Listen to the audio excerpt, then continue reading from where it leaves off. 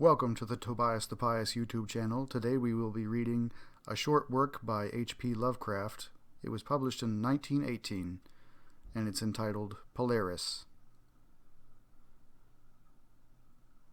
Into the north window of my chamber glows the pole star with uncanny light. All through the long, hellish hours of blackness it shines there. And in the autumn of the year, when the winds from the north curse and whine, and the red-leaved trees of the swamp mutter things to one another in the small hours of the morning, under the horned, waning moon, I sit by the casement and watch that star.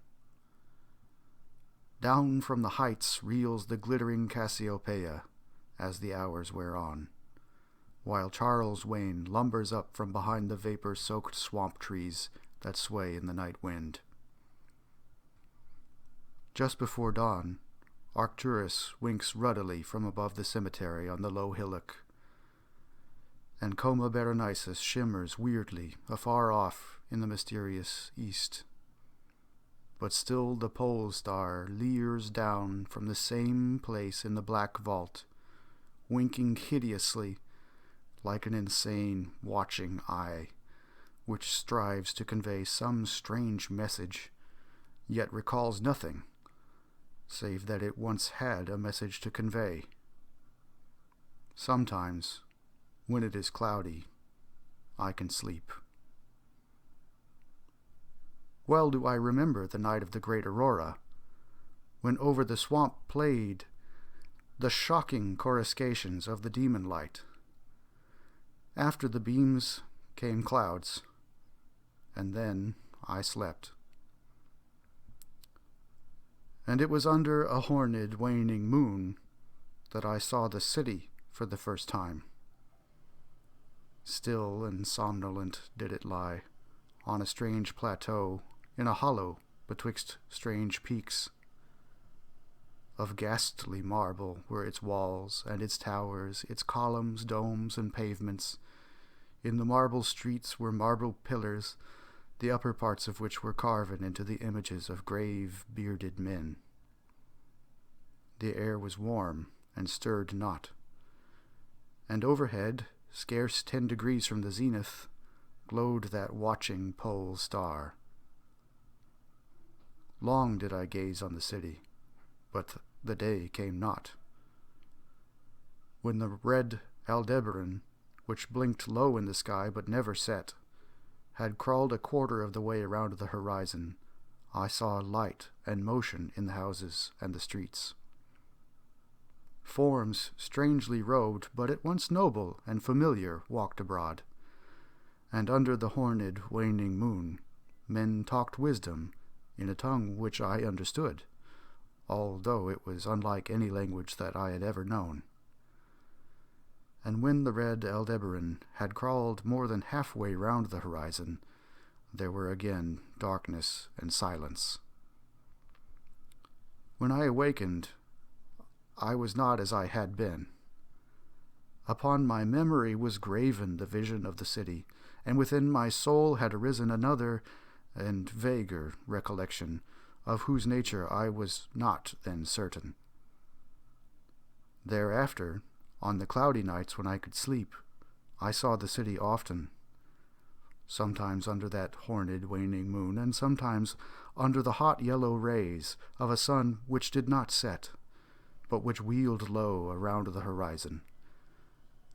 And on the clear nights, the pole star leered as never before. Gradually, I came to wonder what might be my place in that city on the strange plateau betwixt strange peaks. At first content to view the scene as an all-observant, uncorporeal presence, I now desired to define my relation to it, and to speak my mind amongst the grave men who conversed each day in the public squares. I said to myself, "This is no dream, for by what means can I prove the greater reality of that other life in the house of stone and brick, south of the sinister swamp and the cemetery on the low hillock, where the pole star peers into my north window each night?" One night, as I listened to the discourse in the large square containing many statues, I felt a change, and perceived that I had at last a bodily form. Nor was I a stranger in the streets of Alathoia, which lies on the plateau of Sarkis, betwixt the peaks Noton and Cadiphanic. It was my friend Alos who spoke, and his speech was one that pleased my soul, for it was the speech of a true man and patriot. That night had the news come of Daiko's fall, and of the advance of the Inotos, squat, hellish, yellow fiends who 5 years ago had appeared out of the unknown west to ravage the confines of our kingdom and finally to besiege our towns. Having taken the fortified places at the foot of the mountains, their way now lay open to the plateau, unless every citizen could resist with the strength of 10 men. For the squat creatures were mighty in the arts of war, and knew not the scruples of honor, which held back our tall, gray-eyed men of Lomar from ruthless conquest. Alos, my friend, was commander of all the forces on the plateau, and in him lay the last hope of our country. On this occasion he spoke of the perils to be faced, and exhorted the men of Alathoia, bravest of the Lomarians, to sustain the traditions of their ancestors, who, when forced to move southward from Zobna before the advance of the great ice sheet, even as our descendants must some day flee from the land of Lomar, valiantly and victoriously swept aside the hairy, long-armed cannibal Gnafkas that stood in their way. To me, Alos denied a warrior's part, for I was feeble, and given to strange faintings when subjected to stress and hardships. But my eyes were the keenest in the city, despite the long hours I gave each day to the study of the Nakkadic manuscripts and the wisdom of the Zobnarian fathers. So my friend, desiring not to doom me to inaction, rewarded me with that duty which was second to nothing in importance. To the watchtower of Thapnin he sent me, there to serve as the eyes of our army. Should the Anutos attempt to gain the citadel by the narrow pass behind the Peak Noton, and thereby surprise the garrison, I was to give the signal of fire, which would warn the waiting soldiers and save the town from immediate disaster. Alone I mounted the tower, for every man of stout body was needed in the passes below. My brain was sore dazed with excitement and fatigue, for I had not slept in many days. Yet was my purpose firm, for I loved my native land of Lomar, and the marble city of Alathoia that lies betwixt the peaks of Noton and Cadiphanic. But, as I stood in the tower's topmost chamber, I beheld the horned waning moon, red and sinister, quivering through the vapors that hovered over the distant valley of Banff, and through an opening in the roof glittered the pale pole star, fluttering as if alive and leering like a fiend and tempter. Methought its spirit whispered evil counsel, soothing me to a traitorous somnolence with a damnable rhythmical promise which it repeated over and over. Slumber, watcher, till the spheres 26,000 years have revolved, and I return to the spot where now I burn.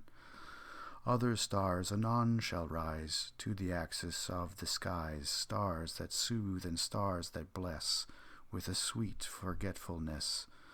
Only when my round is o'er shall the past disturb thy door. Vainly did I struggle with my drowsiness, seeking to connect these strange words with some lore of the skies which I had learnt from the Nakkadic manuscripts.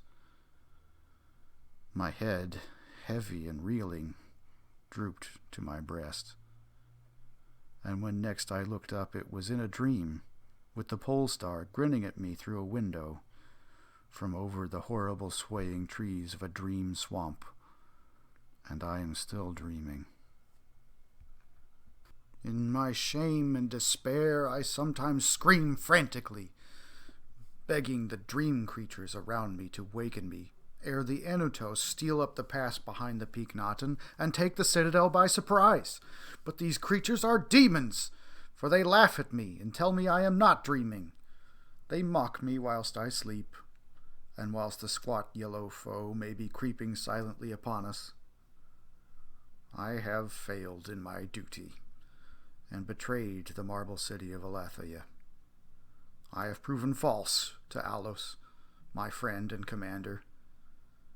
But still these shadows of my dream deride me. They say there is no land of Lomar, save in my nocturnal imaginings. That in those realms where the pole star shines high, and red Aldebaran crawls low around the horizon, there has been naught save ice and snow for thousands of years, and never a man, save squat yellow creatures blighted by the cold, whom they call Eskimo. And as I writhe in my guilty agony, frantic to save the city whose peril every moment grows, and vainly striving to shake off this unnatural dream of a house of stone and brick, south of a sinister swamp and a cemetery on a low hillock, the pole star, evil and monstrous, leers down from the black vault, winking hideously like an insane watching eye, which strives to convey some strange message, yet recalls nothing, save that it once had a message to convey.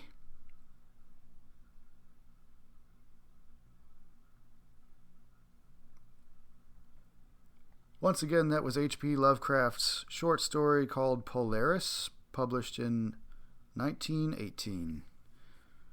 Thanks for watching.